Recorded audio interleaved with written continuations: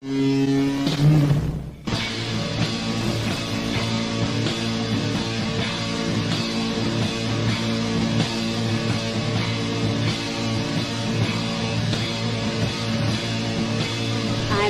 Morris with the NSA.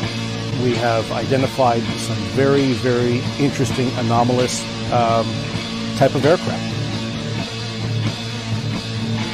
Traffic is quite luminous and is exhibiting some non-ballistic motion. Over. Move very rapidly at any speed or whether any direction it wanted to go. Why it could change and go to the right or the left or go crossways without hesitating a bit. What do you think it was? Well, if they call it a flying saucer, that's what it is.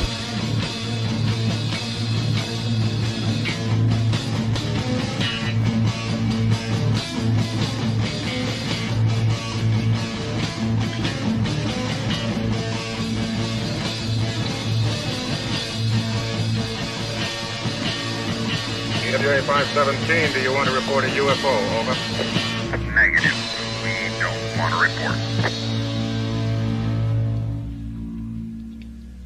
Look, it wasn't my worst Wednesday night. Hello, everyone. Welcome to another edition of Anomaly Now, straight out of Austin, Texas. I am your host, Miles Lewis.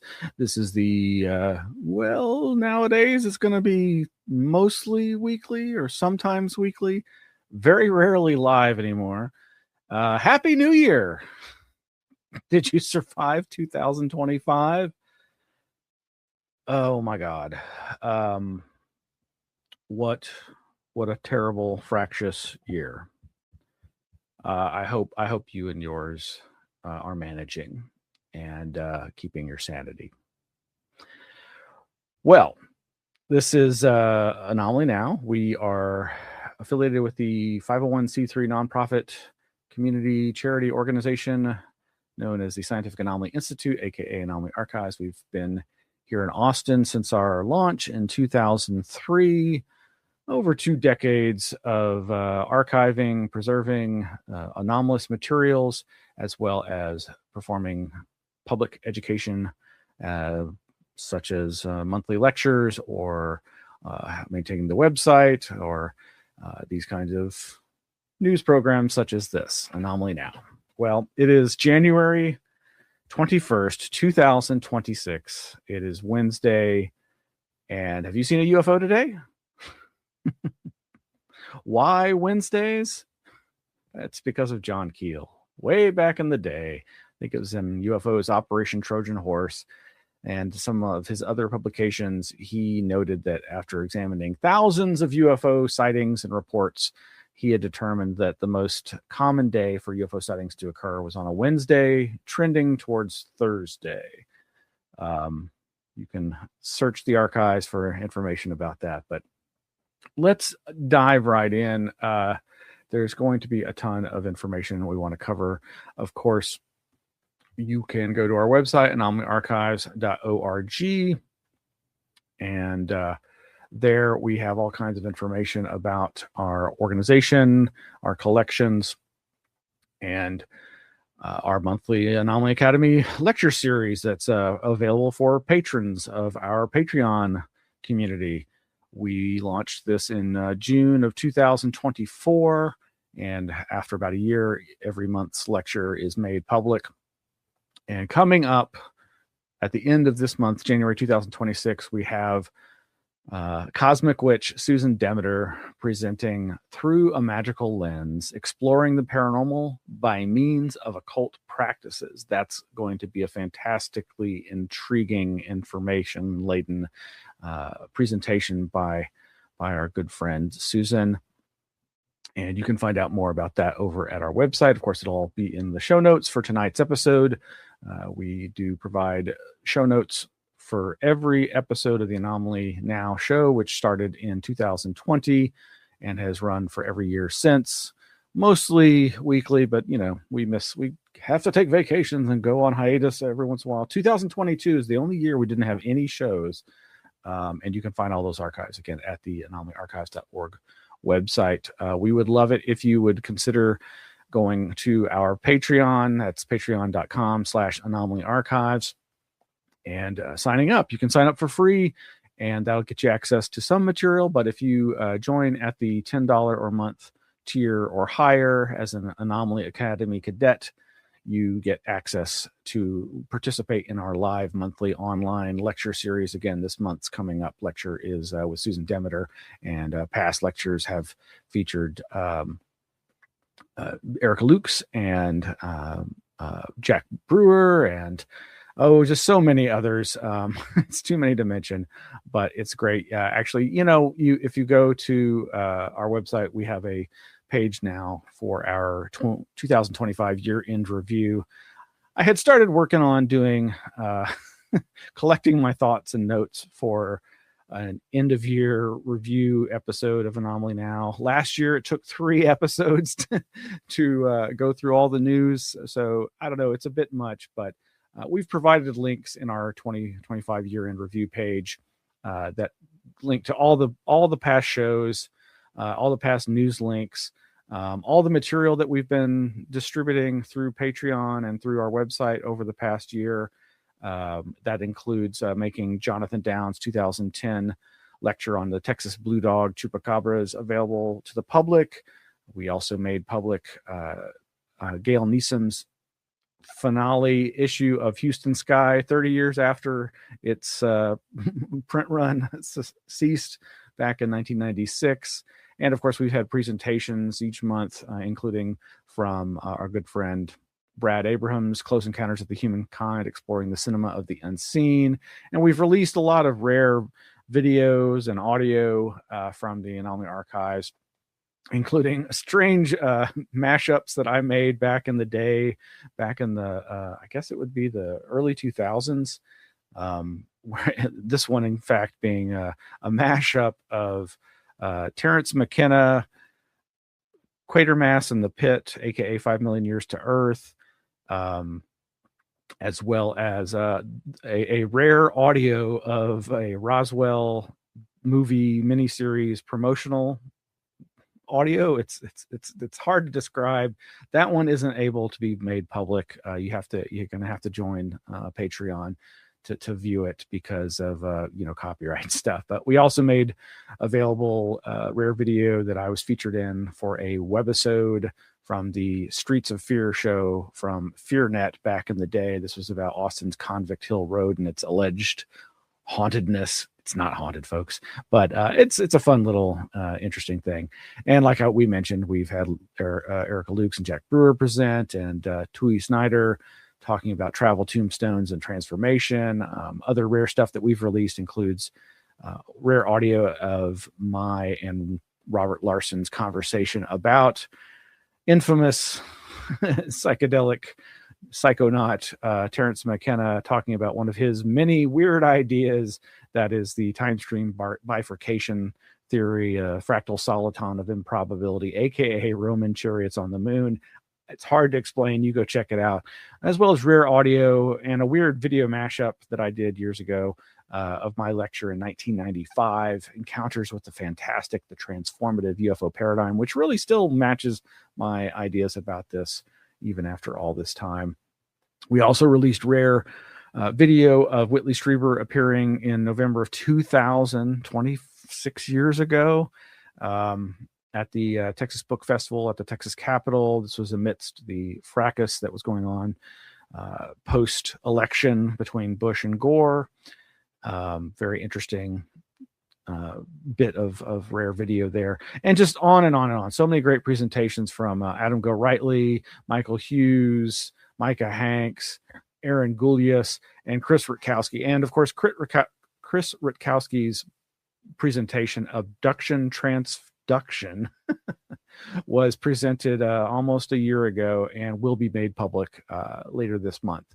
So stick around to check that out. Anyway, moving right along, let's just jump right into some of the news that we have for you. We love to highlight free materials that are available from other amazing organizations like the SSE, Society for Scientific Exploration. Over at their website, scientificexploration.org, is the January 2026 edition of their Explorer newsletter. This is a free downloadable publication that always has interesting material in it. So you can go check that out over there. That's over at scientificexploration.org. And I wanted to bring people's attention to this article from actually late last year, August of 2025. I only just became aware of this. It was published over at technologyreview.com, but unfortunately it's behind a paywall. And the author, Matthew Fellon, has made it available on one of these archive websites. And it's called How These Two Brothers Became Go-To Experts on America's Mystery Drone Invasion. Two Long Island UFO hunters, have been called upon by some domestic law enforcement to investigate unexplained phenomena. And so this is a great article. I was really glad to be made aware of this and to make Matthew's acquaintance.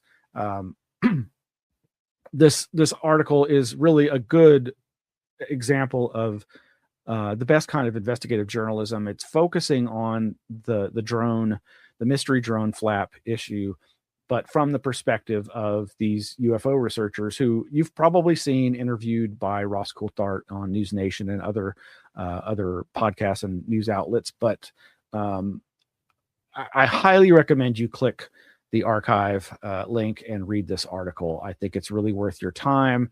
I learned stuff that I had not been aware of, and no spoilers here. I just encourage you to go check this out.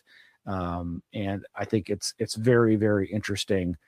And I really have to compliment Matthew Fellon on his work here and encourage others to go read this very lengthy, in-depth article that's very, very informative about the overlap between the UFO community and those investigating the very real mystery drone phenomenon. And we live in a world and a time where the issue of drones can't be the importance, the dangers, the risks associated with this new drone technology cannot be overstated enough. At the same time that I feel like documentaries like Age of Disclosure are actually kind of like crypto wedge issues that are actually more about that angle, the dangers of quote unquote UFOs, UAP, and drones. Anyway, it's a complicated issue, but I highly recommend this article. I think you should go check it out. Even though it's from last year, it's still very much worth your time. All right. Similarly, I really would encourage you to go to Society for UAP Studies.org. That is the SUAPS website where Greg Bishop, our good friend and now international correspondent of mystery, has done a very long, comprehensive review documenting the SUAPS, Society for UAP Studies, recent conference over there in Germany.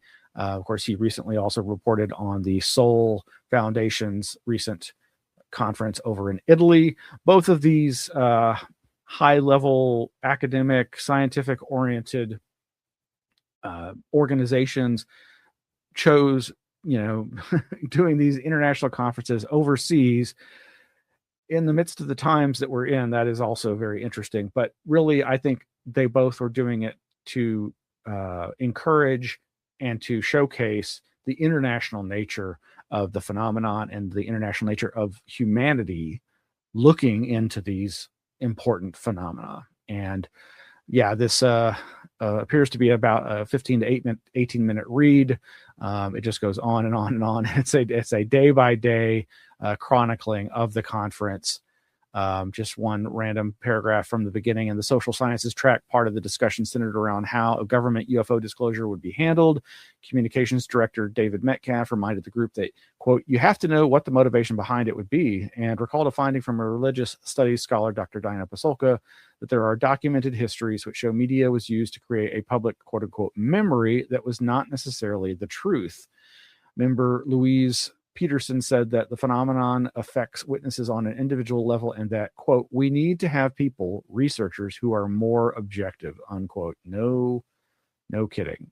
And just a day-by-day analysis of the proceedings and the different presenters. This is great. And no, I have not had the chance to read it. Sorry, Greg. But no, this is great. So it looks like I'm not sure what day this was, but on one of the days, he starts a paragraph by saying, Alien Abductions, the Big Picture, was delivered as the first keynote speech by Professor Ron Westrom, a bona fide veteran of classic ufology. In 1966, Westrom was a student at Northwestern University in Chicago, taking a class in astronomy by Dr. Carl Sagan, who suggested he read a book entitled Challenge to Science by Dr. Jacques Vallée and Alan Hynek, who were associated with the university at the time. The book changed the course of Westrom's life and set him on a path of UFO research. Yep. And, this also just highlights yet again, there's a lot in tonight's news links, many of which we won't get to, that, again, Vallée is still really these last 3 years. I think this is really the age of Vallée. And I know that's also a time when he has been criticized more than ever because of his endorsement of cases that have significant issues with them. He's not backing down on that case, in particular the Trinity San Antonio, New Mexico case. But anyway, lots more to read here over at the SUAP's website. That's societyforuapstudies.org, with Greg Bishop's article reviewing the massive conference that happened there. The Society for UAP Studies reframes the UFO debate. All right, moving right along. Other big news. James Fox has just yesterday pulled off a major press conference on January 20th, 2026, UAP UFO press conference at the National Press Club. Award-winning investigative filmmaker James Fox, The Phenomenon, Moment of Contact, and the program hosted a landmark UAP press conference at the National Press Club in Washington, D.C., bringing together firsthand witnesses, medical experts, government officials, and U.S. insiders to present new evidence related to alleged non-human encounters and crash retrieval programs. This is mainly focusing on the Virginia case, and while I am not that familiar with it, I definitely am intrigued by the effort that's been put behind this. There are multiple copies of the press conference that you can watch online. Ross Coulthard has his version. This one over at Podcast UFO Live Shows, that's Martin Willis's channel, has a slightly different perspective from up close. That looks like it's from the first row. And I believe that's Karen Austin up there introducing various speakers.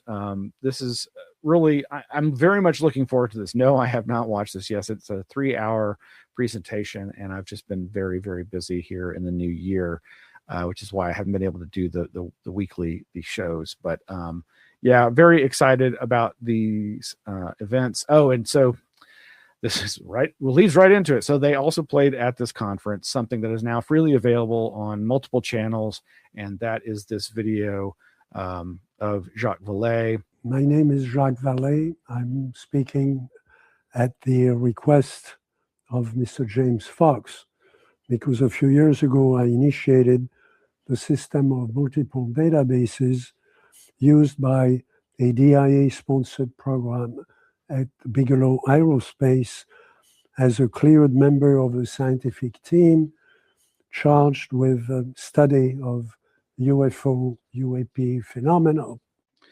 And I'll say this is only a 6-minute clip, and I'm not going to play the whole thing. You just got to go watch it. It's very succinct, and it purports he's giving his perspective now on what he thinks is going on with the UFO phenomena, which I must say I'm a little shocked and surprised by. I'm not sure if he chose these words to just kind of simplify his ideas, because I think his ideas are much more complex than what he expresses here, but it is very interesting. Nonetheless, he basically says that this is an extraterrestrial phenomenon that is utilizing advanced artificial intelligence for its manifestations. Now, he is no stranger to the world of astrophysics, physics, and it's particularly artificial intelligence and internet technology.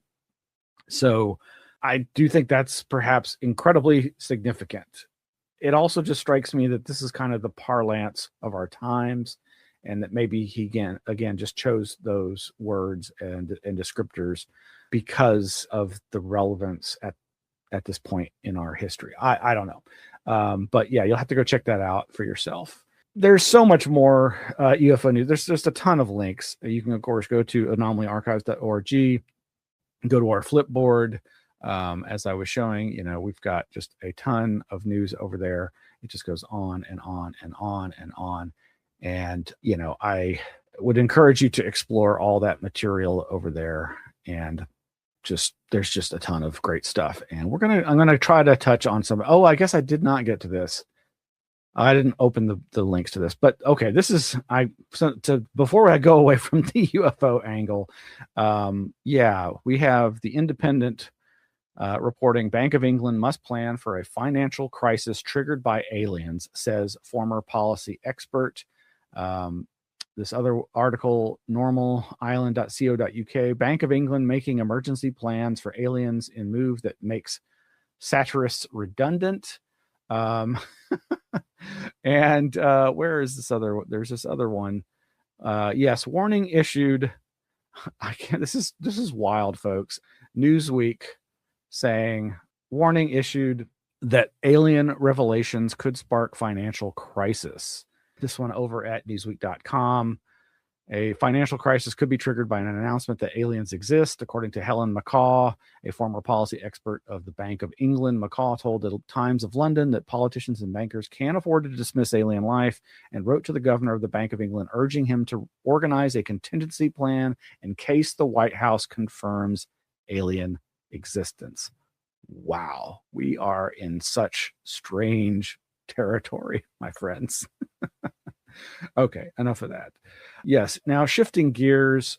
So as folks who followed me and the Anomaly Archives likely know, I think it was back in 2016, several years ago, I experienced what is often referred to as the mystery hum phenomena. I was perceiving a very annoying low frequency droning sound, and I've presented a lecture on that. I've spoken to our local group about that, and I've talked about it openly, and you can find all that material at the Anomaly Archives website. But it's a complicated issue, and it's one that I keep coming back to because it was so disturbing to me, and it's often so disturbing to other people, these mystery sounds that people experience and are troubled by.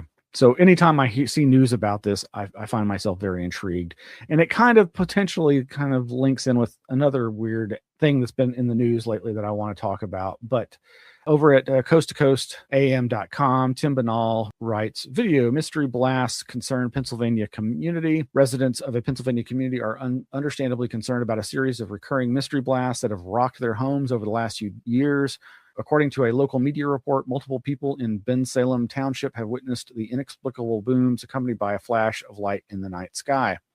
The puzzling phenomenon is so frequent that it has actually been captured on video several times since at least the spring of 2024.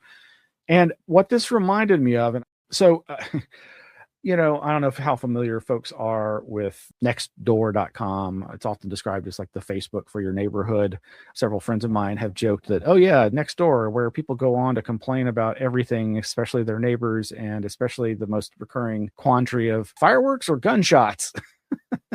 But the thing that I also keep seeing around the country, and especially on Nextdoor here in Austin, particularly in South Austin, is people asking, does anybody know what these strange booming sounds I'm hearing at night are? And in fact, here in South Austin, there were a number of cases of these mystery booms occurring, but they very much were explosives. These people witnessed and saw some kind of improvised explosive device. And, this may or may not have any relevance to this case, but if you watch this particular embedded YouTube video, Mysterious Loud Boom and Flashes of Light about Bensalem residents, it seems pretty likely that they've got a similar situation, some kind of bomber, some kind of person testing pipe bombs or improvised explosive devices, IEDs. But yeah, sure enough, here in Austin, after some waves of this. Now, let me just back up. Some people have identified some of the booms in South Austin, and I think these are also very common in downtown Austin and other places. When the sounds happen at a certain time on certain days in a cycle that's clearly predictable, and that makes it seem the more recognizable and identifiable. And some of these often are those big giant steel dumpsters being shaken and banged by the dump trucks, the trash trucks that come and empty them. And they, because they're big metal boxes, they ring like bells or have a certain tone that is very disturbing. And if you're if this is happening at 3 or 5 or 6 in the morning or whatever, it could wake people up. And anyway, so some of that is going on, and it's just, again, prosaic, mundane things. But sure enough, mid to late December of last year here in Austin, APD, Austin Police Department, arrests suspect in connection to multiple explosive incidents. This was posted to the austintexas.gov website December 18th, 2025. And basically, in coordination with local and federal partners, APD concluded a months-long investigation into a series of explosive incidents that occurred in Central and South Austin. And yes, they found the perp. And apparently he had quite a history of these kinds of problems and other similar run-ins with the law. It's not clear whether this person was planning something or if this was just this person's mischievous actions, but certainly this could have killed or maimed people, children, who knows. And some of these explosions, I believe, occurred fairly close to bystanders who witnessed them firsthand. So pretty disturbing. But on a different note, we've got this other post from Tim Banal over at coasttocoastam.com. Video: Connecticut City seeks to silence maddening mystery noise. Mystery noise that has annoyed residents of a Connecticut city for years may soon meet its match, as local officials have signed off on a study to locate the source of the maddening sound and hopefully silence it for good. This has been going on for years. I think, I'm going to try to play this here for you. Now from West Haven, where residents have been complaining for years about this mysterious humming noise, and they brought those concerns to a city council meeting last night, and council members voted to do something about it. News 8's Kent Pierce has the latest. Imagine someone running a shop vac outside your bedroom window all night long, and imagine trying to sleep through that. West Haven residents tell the city council Monday night their experiences with a mysterious hum. Folks just south of the train tracks near the orange line say it just keeps getting worse. I've been hearing this noise for over 4 years or whatever, and I just thought it was me going a little cuckoo.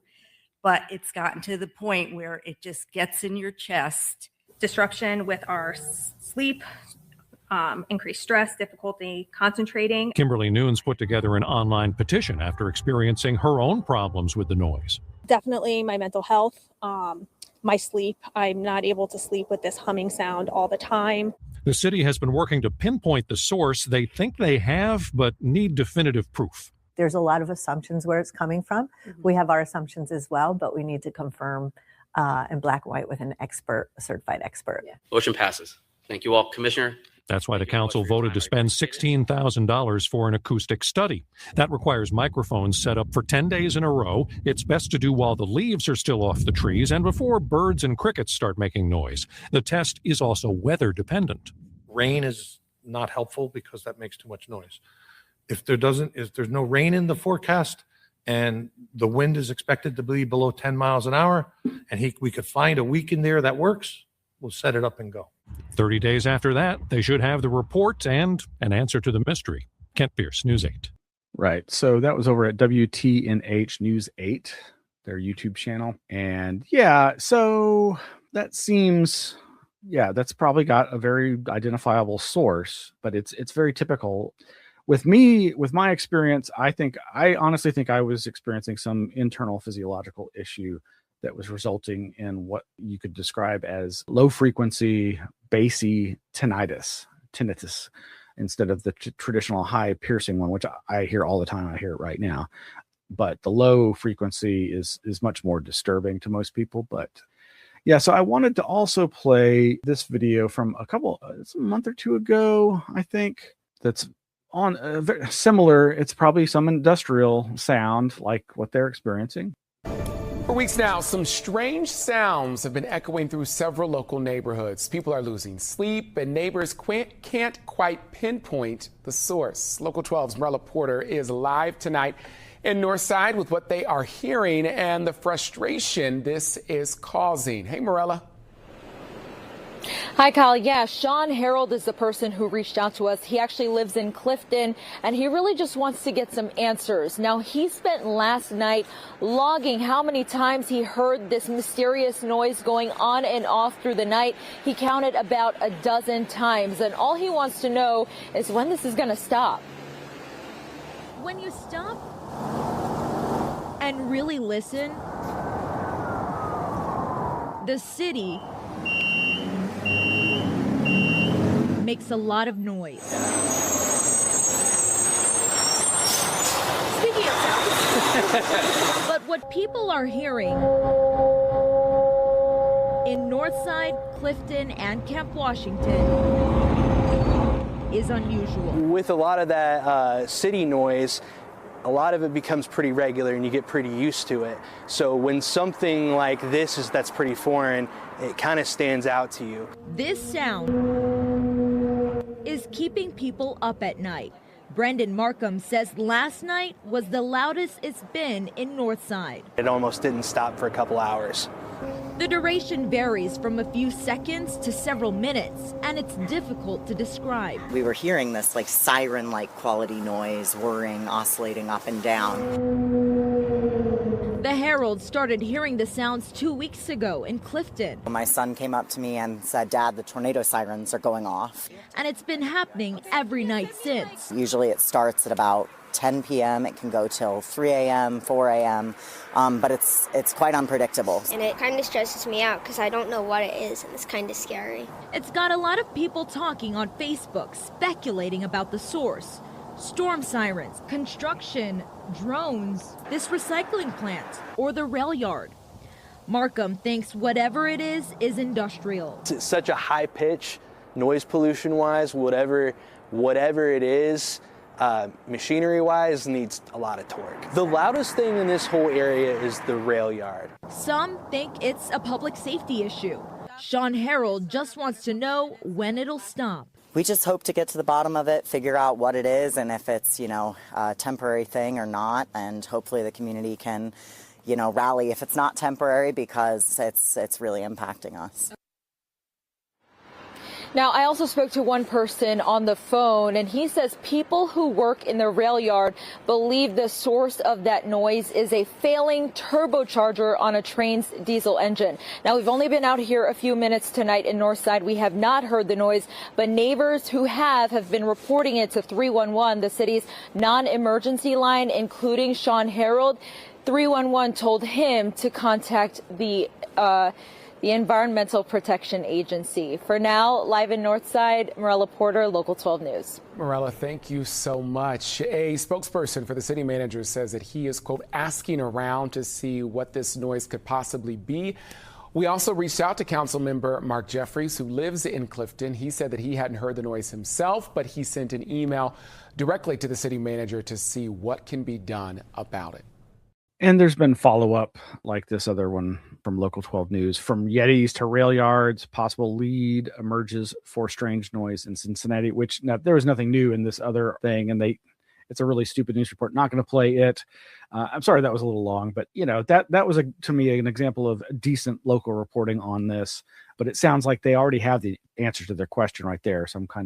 It does seem like a diesel engine problem, and just nobody wants to fess up or take the blame for it.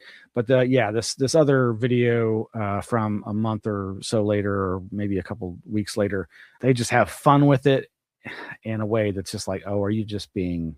Oh, actually, this was from 3 weeks ago, right after Christmas, or they're right on Christmas, where they use AI to visualize the public's comments that have come in, and it's just like.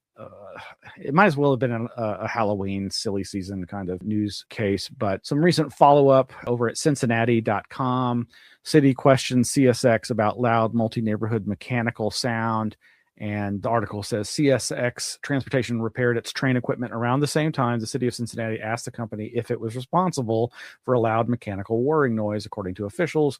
Northside, Clifton, and Camp Washington residents have been taking to Facebook in recent weeks to complain about a sporadic siren-like sound that's disrupted sleep and concerned neighbors.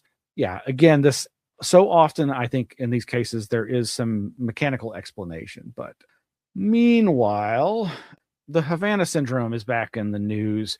You may have heard about the suggestion that the White House was acknowledging unofficially that they may have used some kind of psychotronic sonic weapon as part of their assault on the Venezuelan president's compound in the abduction of that country's leader. And it's yet to be confirmed whether that was a real report. I think it was an alleged interview with a military person in the Venezuelan army or in the protecting guard for the president there. But nonetheless, this has sparked a lot of discussion about this, and I'm going to post the links to a bunch of interesting articles. One from CNN.com, Pentagon bought device through undercover operations some investigators suspect is linked to Havana syndrome.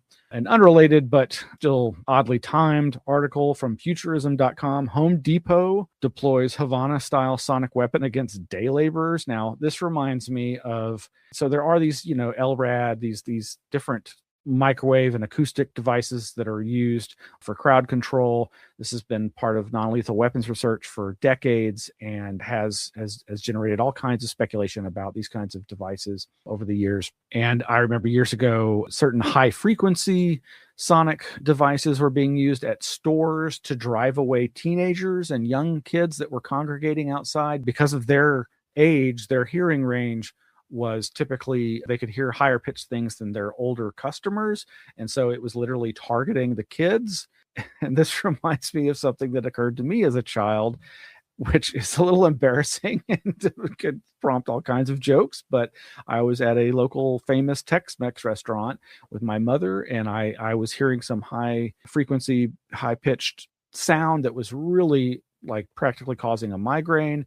And we asked them, if they had any idea what it was. Nobody could hear it. They weren't really sure. But then they finally were like, well, we do have this sonic pest control device that does high frequency to drive away insects and pests like cockroaches. And I'm thinking, great. So I'm a child and I'm a cockroach. And I believe they turned the device off when we were there, and I got some relief. But that kind of goes to what I was saying about these stores using these kinds of things for young people. Now, I don't know how that would differ from something designed to work against day laborers, who I would think would be adults and or middle-aged. But meanwhile, back to the other thing. U.S. officials claim they have been testing a mysterious device linked to Havana syndrome. That's from the debrief.org. Another one from the debrief. Did the U.S. use a quote-unquote secret sonic weapon in the Maduro raid? What we know and what science says. Micah Hanks on his weekly program for January 12th of this year. Oops, that says 2025. That's supposed to be for 2026. I have to tell Micah, fix that error. Secret arsenal, sonic weapons, covert aircraft, and black budget mysteries. It goes into a lot of other stuff beyond just these claims of the sonic weapon. But again, here, CNN, Havana syndrome, Pentagon testing mysterious device, bought an undercover operation. And sure enough, there's this 9.5 minute segment from CNN about this very. Well, we're learning that the Pentagon is testing a device that could be behind mysterious ailments that hit American spies, diplomats, and troops. The illness first emerged nearly 10 years ago. That's when US diplomats in Havana, Cuba, reported vertigo, severe headaches, and other signs of trauma.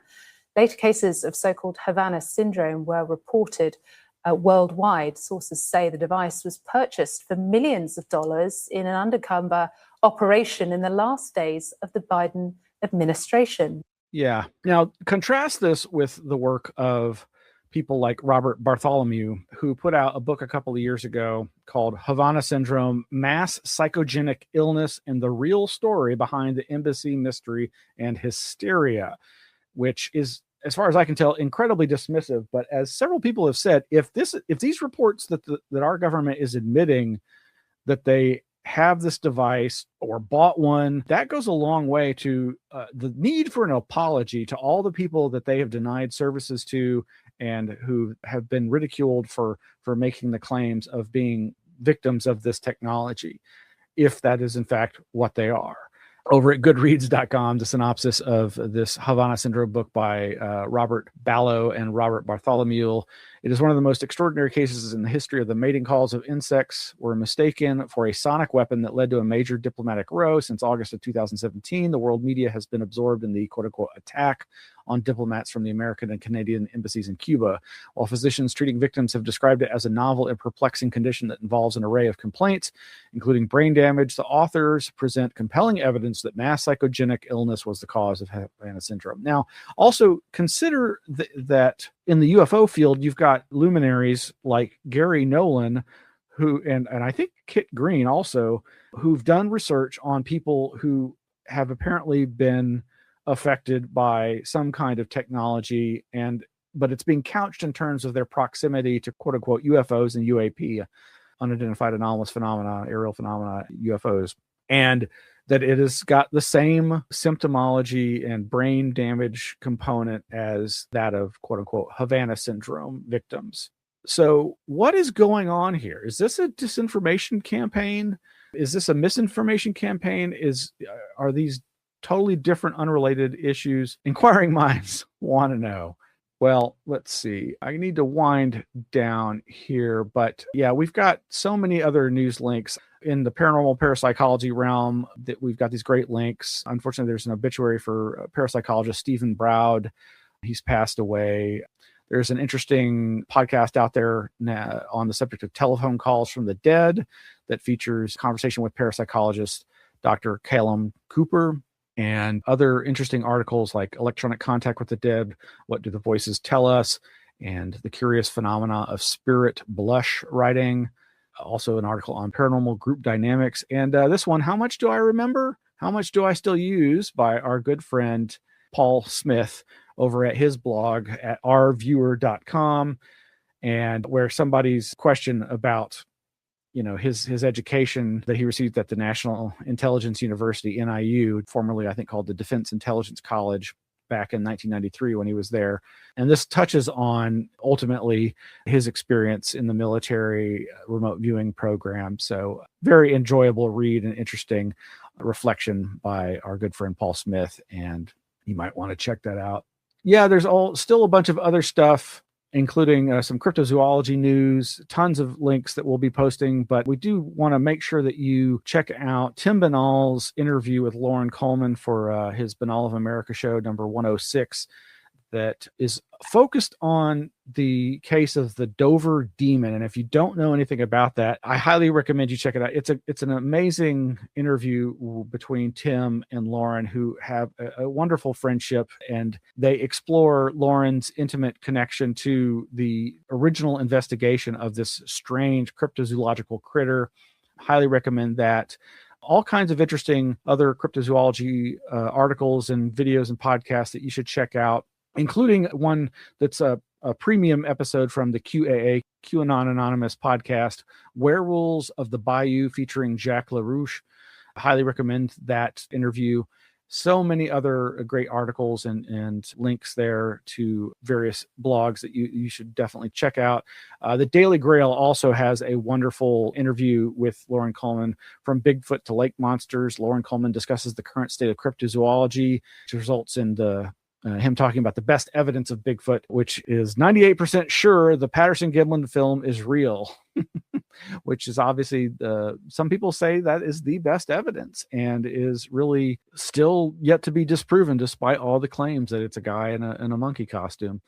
There's also this interview with Lauren Coleman over at theothermain.com. Interview Lauren Coleman, the hopeful cryptozoologist, and so much else out there that I highly would recommend you check out. Again, you can just go to anomalyarchives.org, find the show notes for tonight's episode. That is the January 21st, 2026 episode. Again, Happy New Year. I hope you've survived the holidays and that you are moving into a new day, and that this year will be better than the last for all of us and the world. May peace and prosperity guide us through these troubling times. Thank you and good night.